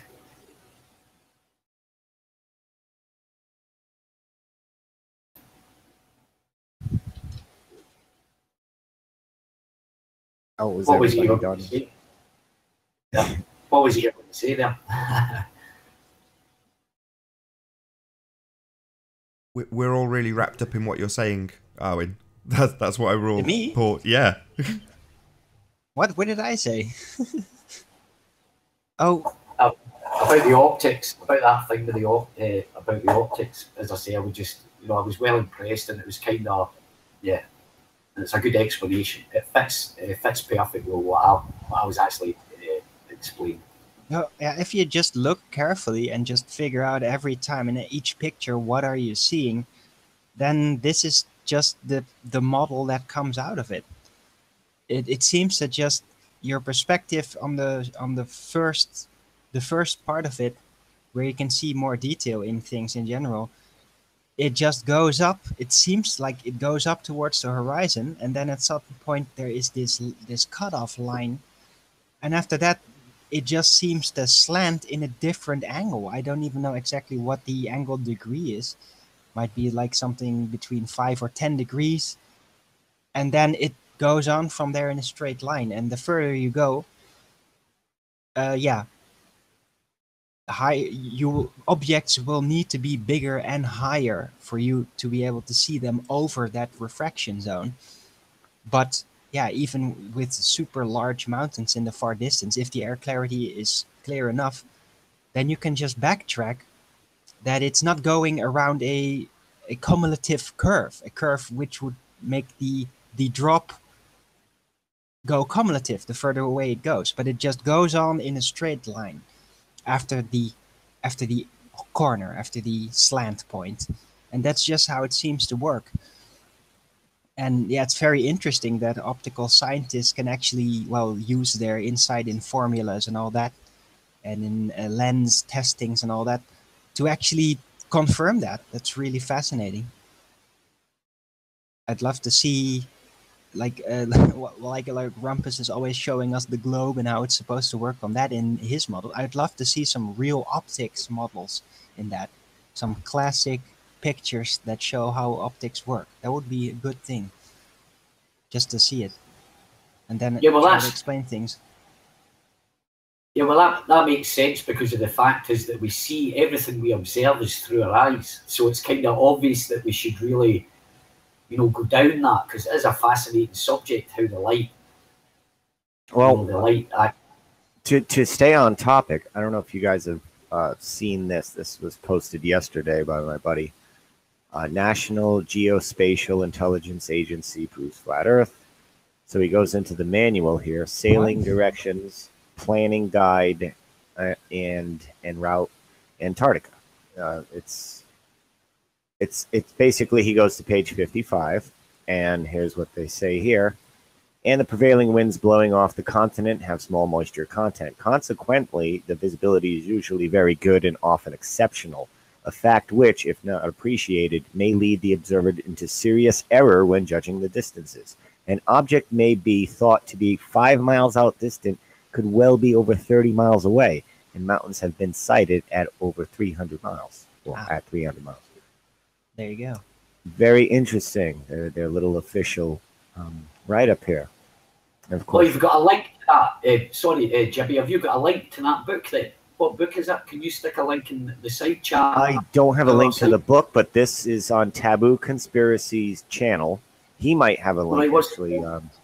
Taboo Conspiracy, this was posted yesterday, February 2nd. Well, 2 days ago. Did you say they were going to sail around the Arctic? Prevailing winds blowing off the continent and small moisture visibility. It's talking about visibility mostly in this page right here, not really sailing around it. And how, I guess, this refers to that optical magnification. And now we're, an object 5 miles away could be 30 miles away, and we're seeing it through optical magnification. So, interesting. And does this coincide with refraction? The lens setting that basically determines when you see sharp. That is, the zoom effect. That kind of determines how far away you could see and how far away the apparent slant would be, correct? Yeah. Where the cutoff point is, it depends. It all depends on the lens. The lens determines where the slant will appear within view. So if the lens is a super far distant lens, then the slant should actually appear to be much further away than with a regular eye. And then it appears a lot closer. Correct? Is that a thing? I don't know. 300 miles away? That's further than mountains at 300 miles away. That's the furthest I've heard so far. No, but that's just logical, because it is, it appears all to be flat. We can observe things very far away, so why would there be any limit? It's just dependent on the air clarity. Correct. In their world, but I was wondering just about the slant point. I was just going to say, in their world, is the slant point? You've got you know, their optics allowing you to see all the way around the sphere if the day is clear enough. Well, in reality, you can just see a very, very, very long way because it's flat. Yeah, well, Right. think of the observer height. Think of the observer height for because if this was in a boat, think of the observer height and you're seeing things 300 miles away. Yeah, they're in a boat seeing mountains 300 miles away. Well, that could work. Exactly. You could look like right on the surface of the water, and you could still see things very far away if they are high enough. If the mountain range would stick up far enough, then you could still see the top of it very far away. Yeah, but you could work out how high the mountains would have to be. You could work it out. Well, they're saying that from Antarctica, if you could work out how many miles away, how much the drop was, you know, give it a 90-foot observer, and then the mountains would have to be, and then, you know, work it out from there. It's brilliant find. Yeah, it is. It is. That's I wanted to toss it into. Nice one, Jim. All the great work you guys are doing. And it's good because a lot of the people who weren't around last year before, they didn't get to see the, you know, the basic ass whooping in the flat Earth debates that went on, and now they get to see it again, and it's pretty much the same results again. Troll And grinding. Yeah, it's never Grinding going them to change. paste under a mill wheel. Yeah, it's so much mental gymnastics, so anti-Occam's razor, and they're frustrated. You know they're frustrated. That's why they're It's so Occam's temperamental. hammer. Occam's hammer? Yeah. Yeah, really. Occam's spirit level. The Occam's razor is like a really careful, delicate, balanced thing, but in this case, it's more like a hammer. Just squash it, and pieces just scatter all over the place. It's anything but careful. To go very rough. So Occam's hammer. That's awesome. Finding. I'll take a screenshot of the name of that. You'll be able to find it online. I'm going to find it online and read that. Yeah. Most likely, if you put in like one of the main sentences in quotes, then Google will pull the thing that has that sentence in it. I mean, it's usually pretty easy to find something in print, but using an exact quote for a sentence that's in it usually pulls it up. Yeah. I'll definitely be doing that after the broadcast, I think. Yeah, nice one. Cool. So how's it been when we do then, Jibby? What you been up to?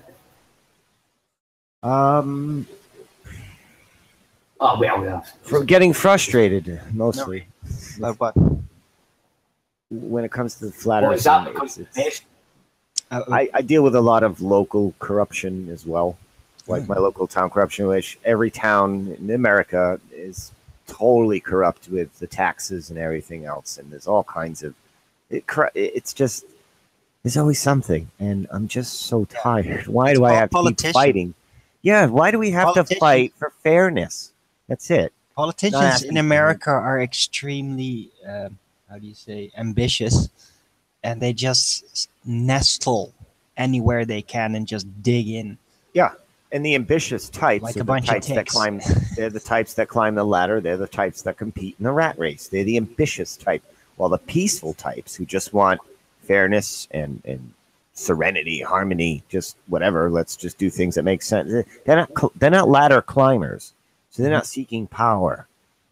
So anyone seeking power, that's going to be the dark side, no matter what. It's their intent. Yeah, I'll agree with that. Yeah, and they don't allow people to to ascend without corrupting. At some point, you do have You to can't. conform to the already settled-in corruption group, and Indeed, you're or you one of them have or to you're go not. in full war, as full psychological war, and basically somehow gathers a crew of loyalists that are hungry for punishment, that will go against the giant titan of corruption that will reveal itself once you start to do that. Yeah, I think you're right. It's I think once incredibly people- challenging. That's what to makes flat overcome Earth the so corruption. important. Basically, if people realise that they've been lied to on such a huge scale, they'll start to look at things that you're getting frustrated by, and that's bad news. That's why you need a control structure. Yeah. Bad news for them, not bad news for us. It's for us, it's a challenge. For them, it will be bad news eventually, because they can't hold up forever. And every time they reveal their actual dark side, which they have to just to defend their position, just to keep things from changing, every time they expose themselves a little bit more, they become seen.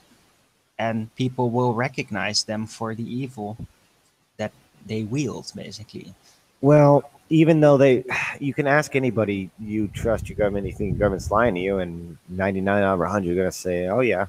But they don't do anything about it. They just kind of are Stockholm syndrome into No, it. but there is a generalized view of corruption, like, hey, what do you think of government? Yeah, it's corrupt, of course, but that's a non-specific, oversimplified view of things. And once people in that government actually start to do really corrupt things and in the open and it's seen, then this generalized view becomes more narrowed down, and you associate it more with the actual person.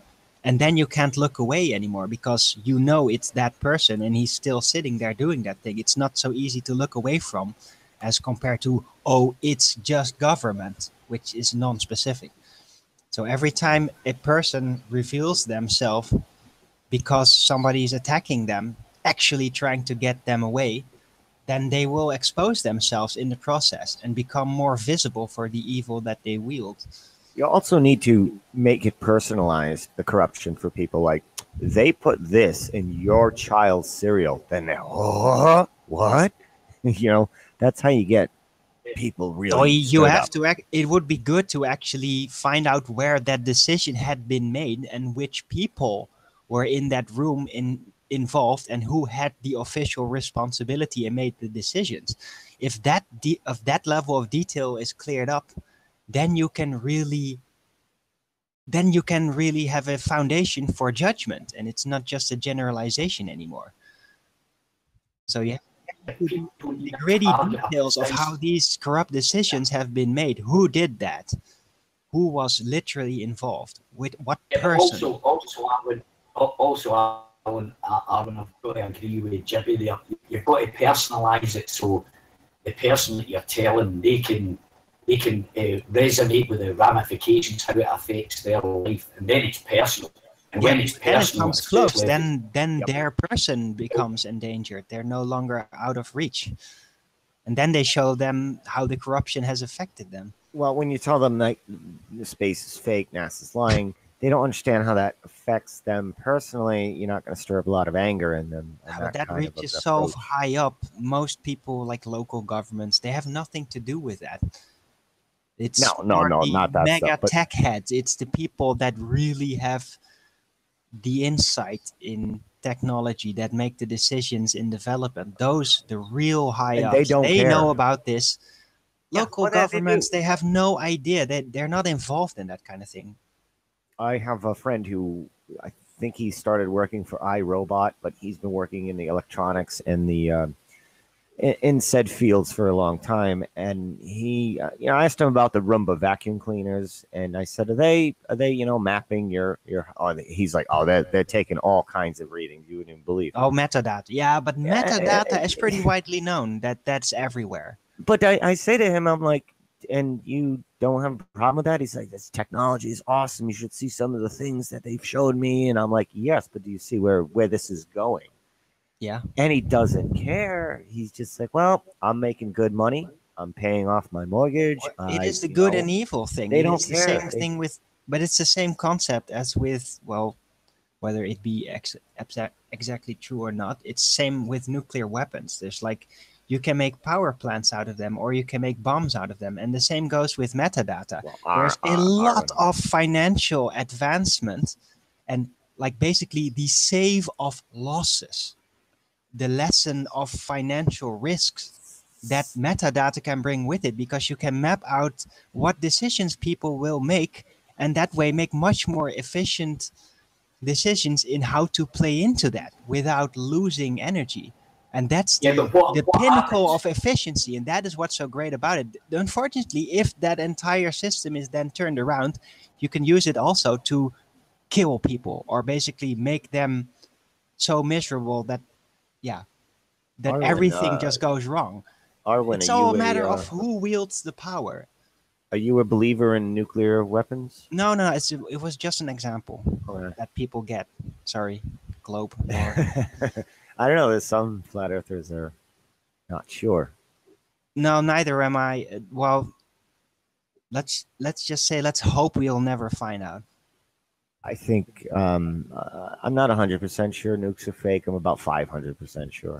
Well, I'm pretty sure there are really freaking big bombs out there. So Oh, they got whether big they be bombs, nuke based absolutely. or Yep. they're just really freaking big bombs, there But is a they would danger of need blowing so up a many- lot of shit. For us to be in fear, like their big bombs, they would still need like thousands of them to carpet bomb the whole U.S. to get that result that You wouldn't that we know. picture with You the nuke. wouldn't. You don't know that just because the nuclear blast idea with the concept of it being having to do with radioactive stuff. Maybe if that doesn't work, doesn't mean that they could have advanced just in the science of no, it'd be explosives too big to themselves. launch They with the could have payload. found a way to enhance just Enhance what? explosives Dynamite? in a terrible way in the meantime, and they would never tell you. It would be a secret in the Yeah, military. they're industrial using complex. sound. They use sound and just the basics: sound, electricity, X-rays. They don't need big stupid rockets and bombs. They can just use energy weaponry of all types. That's it, and that'll be very effective on us. Yeah, but on the other hand, bombs are very visible. Sometimes you need to defeat an enemy tactically without being noticed, so that there's Or- no scare in the world. And sometimes you do need to make a statement. That's like But when, that's for when Trump propaganda. threw that mother of all bomb things on Afghanistan was completely unnecessary. But he did it exactly because it is so visible, because it makes a statement. It has another type of function, not to literally blow That's up, the but to only be function it can impressive. have. Yeah, it's going to blow up Bombs a couple are of buildings, impressive. and a They couple of impress blocks. us. That's it. It's about a smoke show. It's look, booms and flashes, scary, and then they use Fireworks. that. Yeah, it's not really like covering a wide area of destruction. So they'll just use the little area and the kind of like the finale at fireworks, like boom, boom, Yeah. boom, shock and awe, and they'll be like, "Look at this! Look how Well, tough it we are!" reminds people and that it's it can firecrackers. happen, and that makes them afraid. So that's the function. They're not going to reveal though their energy weapons to the public. In No, that, they will in that eventually. regard. You're just gonna see them use it, unfortunately. They use it on crowds. They use it on diplomats. They use it on the Iraqi army. That's a small scale things- energy That's- stuff. Yeah, That's the mind So that's- manipulation techniques. that's just what we know about. So Yeah. we don't know, but I'm I not thought worried you were about a meant nuke. like the real death ray type things, the Star Destroyer like lasers. Oh, pfft, You will notice that when might they have will been be like fired. outdated. That's probably outdated. That's No, no, Star not program? outdated. That's just perfected. They got a lot of time to work on that and to make it stable, basically. Here's a thing, guys. Here's an interesting thing.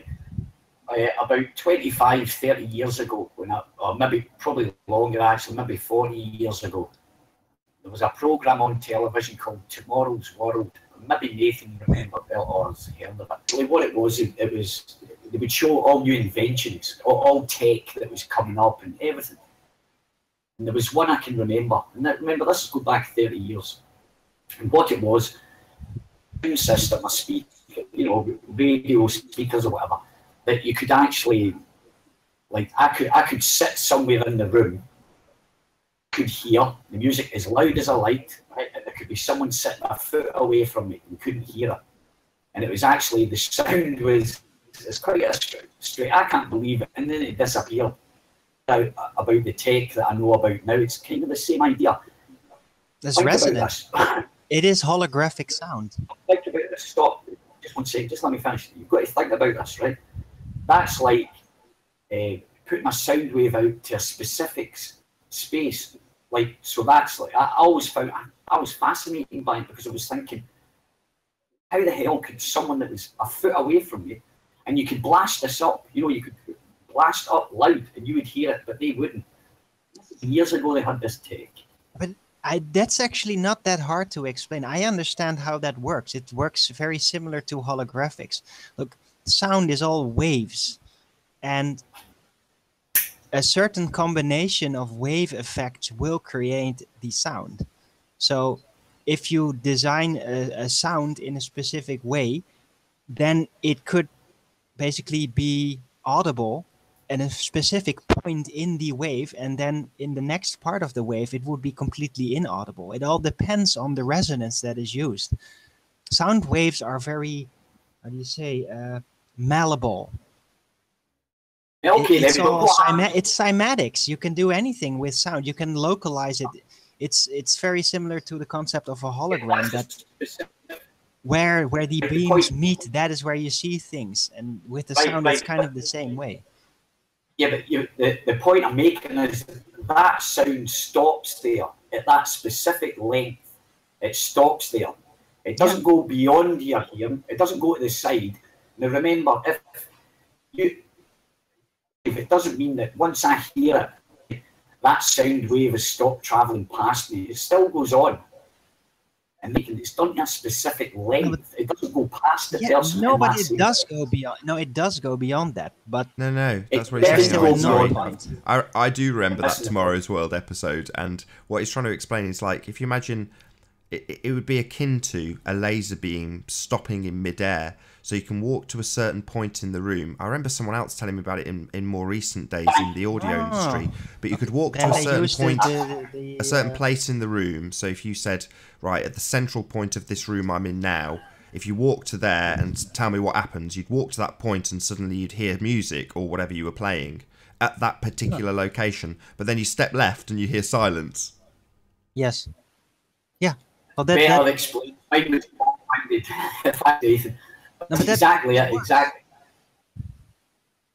It is the same type of concept. It is basically a certain wave that just has focus points where it will make things audible, and in other points you won't hear anything. And on that wave, a single sound wave that has like a shape where things are audible and where they are not, that itself could carry a whole set of sounds and like a tune or whatever. So that makes sense to me, really. Yeah, but it's stopping at a specific point. This is the point. It's like shining a laser beam, and it's stopping. Nah. And yeah, but 2 feet away from you, 3 feet away from you. It's just, I know what you're saying. I can understand what you're getting at, but it's the fact that that sound wave, I could walk 360 around that person, and I still wouldn't hear it a foot away. All right. I could go, so it's specifically the sound wave stops right there at that specific point. But they point. could have built in a white noise mechanism that just at a certain decrease of energy, that it would collapse in it. But because of the white noise that would nullify the whole effect after a certain point. Right, now, 30 years, matey. That's 30 years ago. Yeah. I've seen that. So now think what they've got now. Yeah. So directed energy weapons and all that kind of stuff, man, it's not that far off. And I hear all these people saying, "Oh, directed energy weapons and stuff like that, it's a myth." Well, no, actually, because it's something I seen like 30 years ago. I know it's sound, but sound is an energy weapon. You can blast someone, you can make someone's internal organs with a certain frequency or bass. You can have and specifically direct. Crying brown in agony, noise, make them throw up, vomit, pass out. You can do anything with sound. So you can pretty much hack the human body with sound.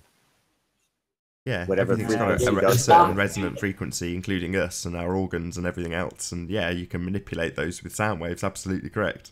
I'm sure one was deemed the brown noise, and I'm not going to detail what that did to you, but I'm sure you can guess. All right. Well, you think about it. If you think when you're watching a film, right, and then there's a bit of acting going on, if you take away, your hypnotic stare at the two actors, listen to the music that's been playing in the background. It'll be sad music. It'll be scary music. There's proof that it changes, affect our emotions, affect our being, our consciousness. In fact, if you think of I think, you know, it adds that bit of music in it, and it makes that scene more impactful. Range, you know, Absolutely correct. It's just science. No, music. No, not in terms of it's scientific. I mean, I think what he's getting at, Arwen, is that from a very profound point of view, you know, music affects you in a way that isn't necessarily to do with just the science of how, you know, air is moved to make your ear detect the sound waves. We're not talking on that level. It's just, I mean, I find it akin to when I first started looking into flat earth. I wanted to find some flat earth music. Now there's a whole ton of it that people have actually made, but I was looking for stuff that was out there, and what I found was lots of heliocentric programming embedded in music. It's the same as Disney everywhere. Using a really nice score that's really dramatic when there's a heart, you know, something that really tugs on your heartstrings. There's always going to be, you know, the violins in the background to make the mood correct. But that effect, if you're hearing certain information, is very, very profound and has a deep-seated effect on how people will behave. Now, if you can target an individual with specific sounds and specific, you know, whatever, if you can target individuals, that's very, very unnerving, especially when you know how much of a profound effect it can have on an individual. So it's not necessarily just sounds and how they work in their physics. It's what could this be utilized for beyond, you know, 20, 30, 40 years ago when they were just literally bombarding people and utter for weaponry. Conditioning. Every emotional association even always more pointing at a certain thing. So even more than that, when you give your DNA to DNA.com or your Ancestry.com, now they can have your specific fingerprint, basically, for brainwaves. Look, they can have anything of you. They can have a clone of you and use it as a voodoo doll. It doesn't matter. They can do anything, but I would like to really now at this point put in a counter argument, and that is, with all these powers, all these external powers that they can use to break into you, a person with its consciousness and with its spirit has the same level of power to counter this, because it's all dependent on how much you let it manipulate you. I agree. We've got free will about it is dependent in how much you let it influence. Yeah, free will. Well, there is a limit to that. If you just notice and you refuse, then it'll not touch you. Arwen, there is a limit to that. Like if you're standing at a rally or something and here come the police trucks with the sound cannons, you can resist all you want and you will. You're going to feel it. You can run away. You're going to have to run away, but you can't like resist it with your consciousness. Like you might be able to, but won't be very easy to do because the energy is so high. And having an understanding helps. Same with subliminal programming. If you understand what it is and where it is and how it's used, you're less likely to be affected. You're more likely to just spot it. Yes, that's what I meant. Yeah. And it counts for everything. Even their direct control mechanisms of shutting down organs or driving you insane or whatever, you can all resist that. If you have the strength of spirit, if you are used to resisting outside influence, if you're used to getting along with everything, just going along to get along, if that is your mode of living, then you will not be likely able to resist anything. It's a fear-based polarity, I call it. You're either in a fear-based polarity or you're in a love. I don't want to call it a love-based, but, you know, courage, confidence, you're grounded. You're grounded in your knowing. You're not fear-based all the time. You're not like, what do you mean by that? Thing. You know, that's a separate thing. Yeah. That is the energy it affects your whole polarity, though. Your entire being. Every single thought is infected with insecurity when you're in the fear-based mindset. Every thought. Like, I got to get something to drink. Well, I hope there's enough. You know, it's just a fear-based infection. And it affects your entire, you want to call it a vibration or a frequency. That is a separate, that's not what I was mentioning. That is the energy, the methodology of light and darkness. And you can go either way. It all will shape you. What I was talking about is how much you actually resist outside influence in general and how well you are at resisting outside influence in general. Or if your modus operandi, if your way of doing things is to just go along to get along. That's what I was mentioning. The more you are used to defending yourself from outside influences, the more you will be capable of resisting this type of technology that could break into you, while people that are just used to always going along, they will be completely incapable of resisting it because Oh, they've you're talking built about verbal? themselves in a way not to resist. About Are you 5 minutes talking about, left. like, And it has verbal? 5 nothing to minutes do with left. light or darkness. Are you Those talking are about just the verbal temptations. influencing? Like somebody's verbal influence, like a hypnotic suggestion, things like that? All of it. All of it. Everything. All types of influence. Sound influence, subconscious, laser, anything flashes, all of that. The more you are used to defending yourself, your own consciousness, your own way of being from outside influences, the more you will be capable of resisting that type of technological influences. What do you think causes these Yeah, but- foreign thoughts with the pharmaceuticals? You know, may get Sorry? feelings and thoughts of suicide and things like that. Like, where does this come from? Well, the funny thing is, especially antidepressants, it's very deceptive because it all does exactly the opposite of what it says it does. Depression is a state of being. It's part of a psychological cycle that people go through that are vulnerable, that can reach into that depth.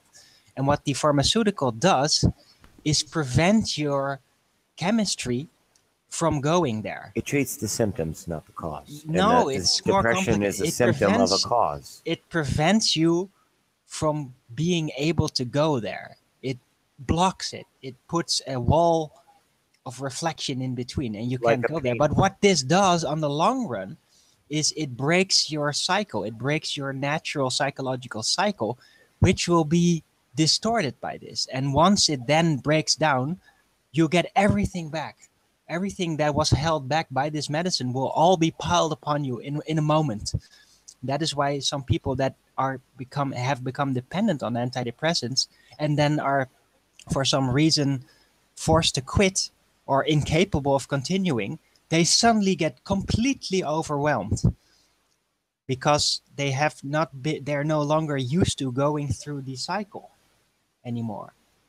And then suddenly it all comes back instantly and they are incapable of handling it anymore because they've become used to there being a block in between the pharmaceutical stuff.